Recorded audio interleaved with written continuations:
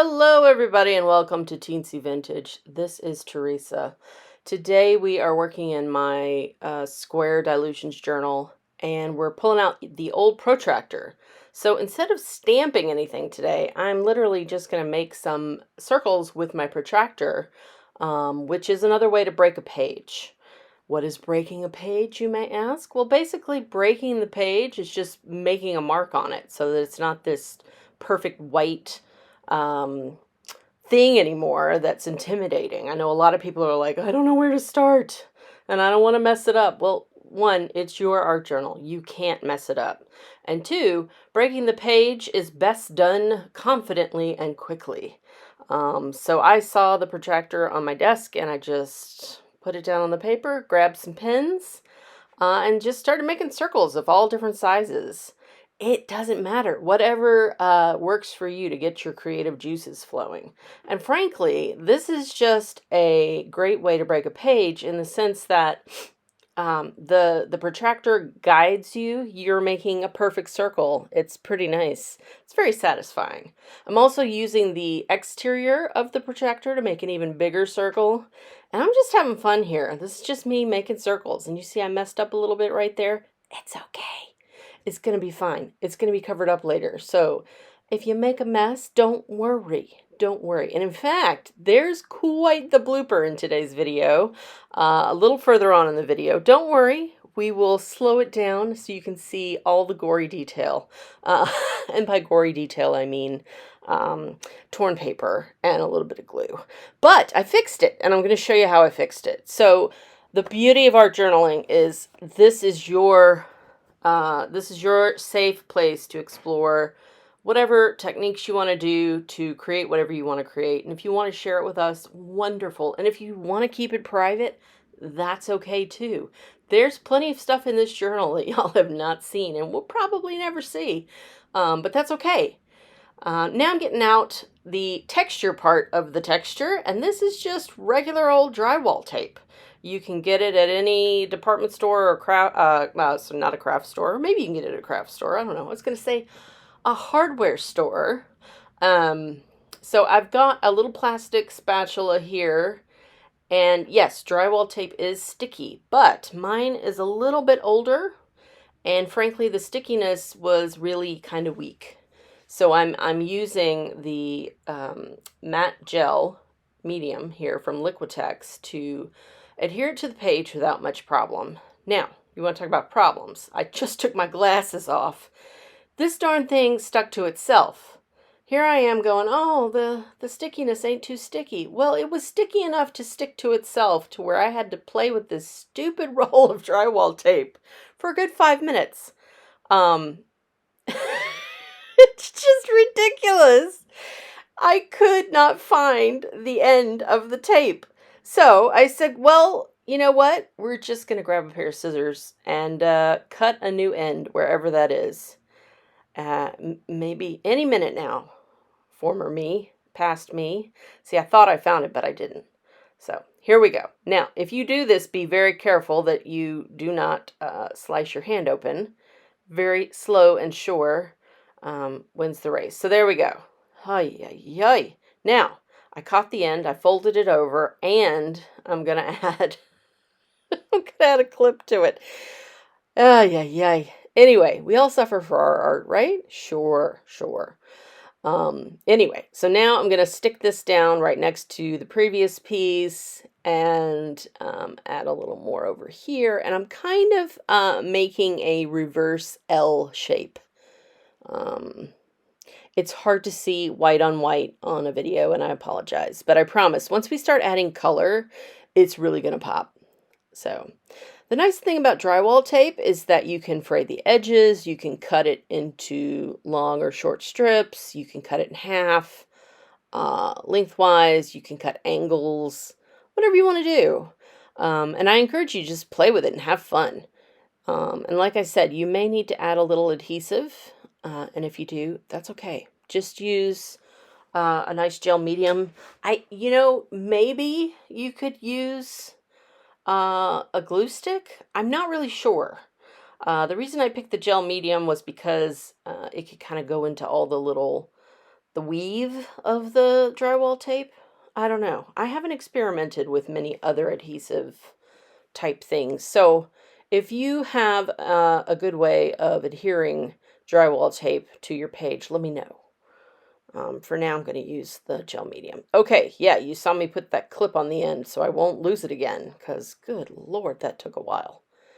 Okay, now we're going to dry all of the stuff we just put on our page. And you can see a little bit of overlap there. Maybe not, I don't know. Anyway, make sure everything is nice and dry. And then we're going to go to our next step. Okay, now we're pulling out our old dictionary friend, and I'm just trying to find a random page, and I found this page that already had a piece cut off of it, and I said, you know what, we'll just harvest the rest of that page. And here we go. Yeah, make some room here. Gonna get rid of the white space around the border, and I'm just making 2 to 3 inch size random shapes, just because that felt right. And what I'm going to do is I am going to glue them in a cluster over the drywall and the circles. So I'm just building more texture. It's all about the texture today. There's going to be so much texture, you're not going to know what to do with yourself. Or maybe you will. I don't know. Some people are better prepared than I am.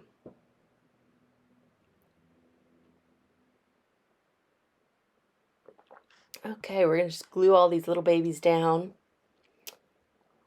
I don't know if y'all can hear it on the recording here, but it's raining today, which in Texas is always a welcome event because it is very dry here. Lakes are disappearing, which is kind of wild. Yeah, so we love rain. Please send us more rain, universe. All right, so now I've got all my little pieces down. And we're going to get something going here. Oh, yeah. This is where I'm trying to figure out what my focal point might be. And I thought maybe it'll be one of those folks. But I was like, no, they're not big enough. And then I went through some old vintage ephemera that I had here. And none of these really struck me either. And then I remembered I had some of those Tim Holtz portraits, which are the bigger bust style images. These are great. And I haven't used these in a while.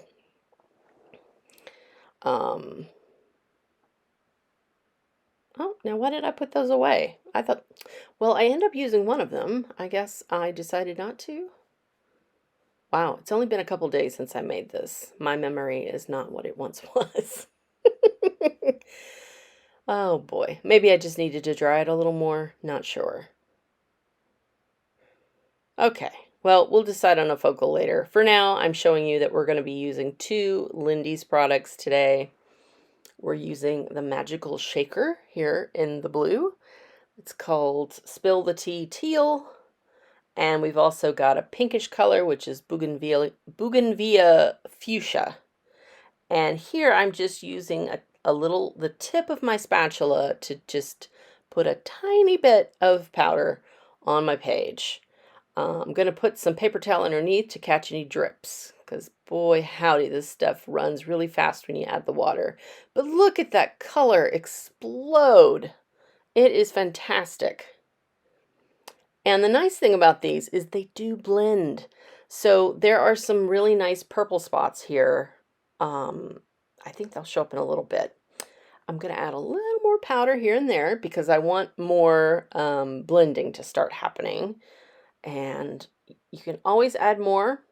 Obviously, it's very hard to take it away. So less is more at this point. And now I'm going to take just a tiny bit more powder. And I got out a different spatula. I felt like this particular one would give me a little more control, but honestly, it really didn't matter in the end. So whatever little spatula you might have is great.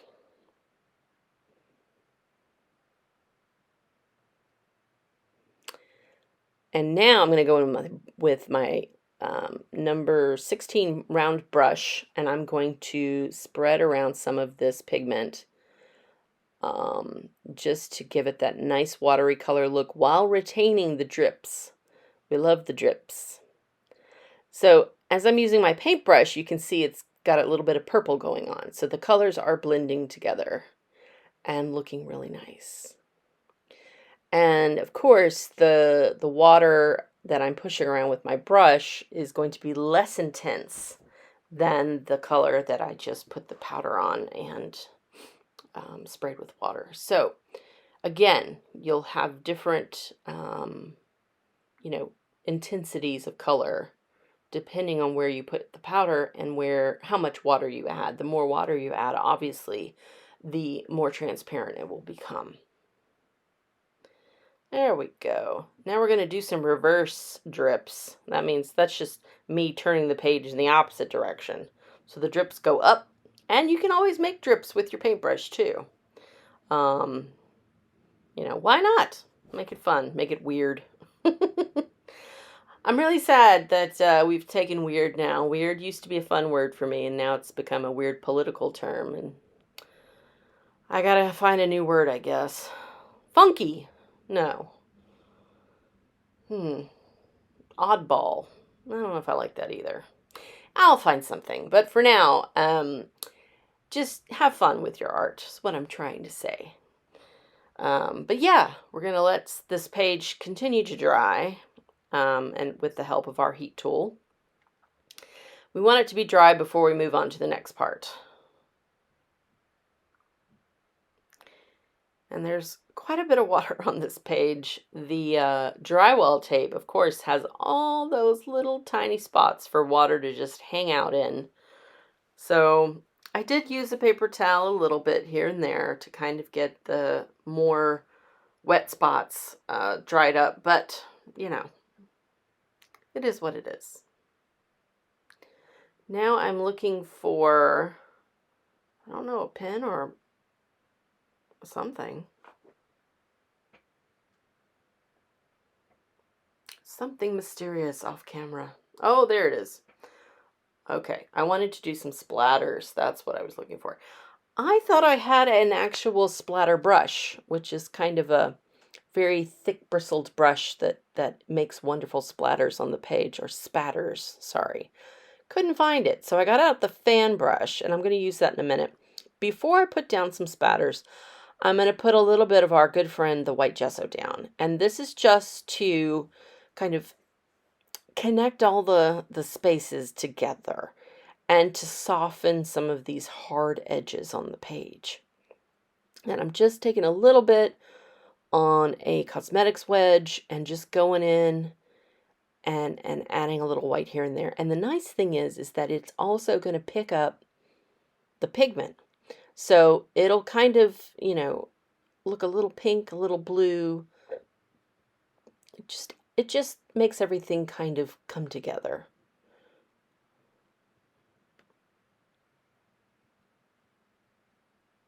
All right. Now I'm going to take a little tiny bit of Payne's Gray acrylic paint and add some water. And I'm just going to mix the two together there with the tiny spatula. You can mix them together with the brush, whatever is at hand. And now I'm just going to take this fan brush, add even more water, and I'm going to tap it over my page to get nice Payne's Gray spatter. Again, adding more texture. We are just texturing and out today. All texture all the time. In fact, the next video I have in the pipe is also going to feature lots of texture. So I hope you like texture, because this week is going to be texture week. I'm also going to go around the edges of the page here and just kind of zhuzh them a bit with some of the Payne's Gray that is left over from the spatters. Just kind of adding in a little bit of that beautiful blue-gray color to balance out the white gesso that we added a little while ago. And we'll clean that up real quick. Yeah.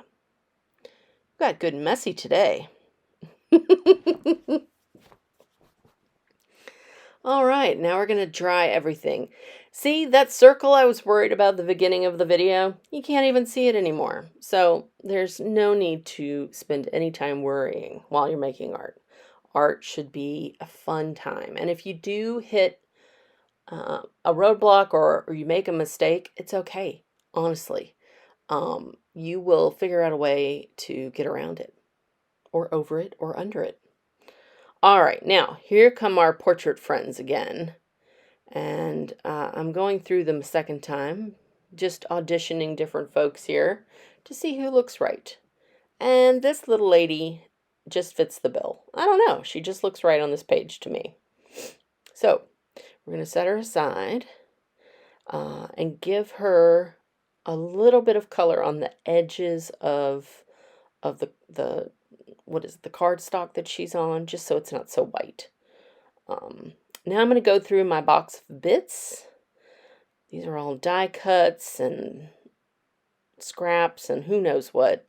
And I'm just pulling out a few things that might look interesting in a cluster with her on this page. So I found some numbers, I found some die cuts, I pulled out some floral stickers, which I don't end up using. But yeah, pull out whatever catches your eye and just see if it works. These are a bunch of paper stickers. I don't remember where I got them. But yeah, and then I found these two die cuts. They're actually the same die cut, but one is dictionary paper and one is just a dark color scrapbook paper, I think. And to me, that looks pretty good. So we're gonna stick with that. I also pulled out some Tim Holtz snippets, I think, or tidbits. Oh gosh, what are they called? Number strips? Yes, number strips. He's got so many different little packs of teeny tiny ephemera. I have many of them. I love them, but I can't keep up with all the names. Anyway, yes. So, to adhere these to the page, since they are so delicate, I thought, oh, well, I'll just put some gesso down and then lay the die cut down and kind of go over it, and that will just seal it, and I won't have to worry about it. And at first, this really worked well. I did pick up some of the pigment because, well, the matte gel is moisture, and it will pick up the color. So I did get a little bit of pink on that white die cut, but it's not the end of the world. So I was pretty happy with these two and how they adhered. So I was like, okay, great. For the portrait, the young lady, oh, I was trying to cover up that little pink spot with an all pencil, but it didn't work. That's okay. I decided to live with it. It's only slightly pink. It's not the end of the world. So I'm going to add some art glitter glue, this is clear, to the back of the lady, and I'm going to stick her down. All right. So here's where I thought, oh, okay, I'm going to put down this napkin. I'm going to press down so that the portrait will stick, but nope. When I pulled the napkin up, it pulled up part of the white die cut behind her, so that just ripped off. Here I am trying to see if I can salvage it, and nope. Oh, there's my fist of frustration. I basically just tore the top half off, and it was not salvageable. So this is what you got to watch out for. If you're working with really delicate materials, sometimes you can tear it and it's just gone. Okay, well, yes, I'm sad. However, good news, I had a second die cut in the same paper. So I pulled that out. There it is. And I said, let me see if I can use this. Well, unfortunately, I had cut it out on the reverse side of the paper. And I said, well, let me see if I can still kind of match this up. So I pulled out my little tiny scissors and I'm going to snip it in half, because what I'm going to do is take part of this new die cut to mend the old die cut. I'm just going to do a replacement.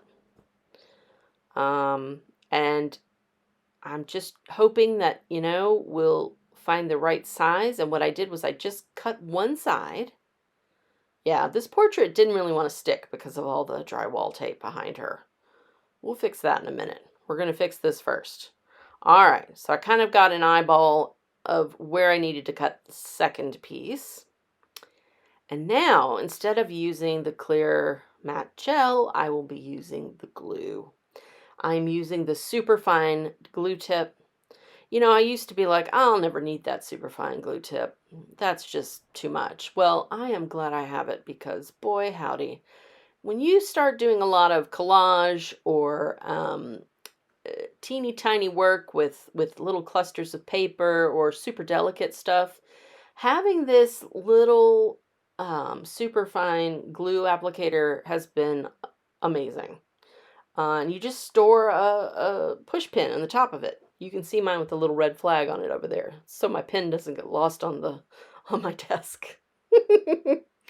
I realize here that I'm going to need help, so I grab some tweezers and use them to help me put this replacement half circle down. And yeah, there's a lot of little parts on this die cut rather. So I use the tweezers to just gently tap down all the pieces so that the glue will adhere fully. And there we go. We've got our piece back together again. No one will ever know, except y'all. Oh man, talk about, pivoting. There you go. All right. Back to full speed here. So I went through, I found any other little spots that may have not adhered properly, and hit them with a little bit of glue.